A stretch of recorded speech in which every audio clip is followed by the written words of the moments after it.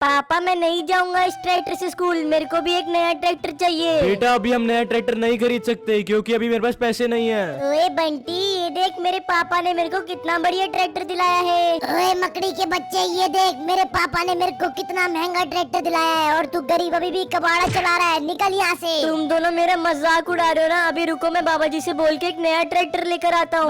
बाबा जी मेरे को भी एक नया ट्रैक्टर दे दो ना, सब मेरा मजाक उड़ा रहे हैं। बच्चे उसके लिए तो सभी को वीडियो को लाइक करना होगा, तभी मैं तेरे को एक नया ट्रैक्टर गिफ्ट कर दूंगा। अरे कर दिया, सबने वीडियो को लाइक कर दिया और गाइस आपकी वजह से मेरे को एक नया ट्रैक्टर मिल गया।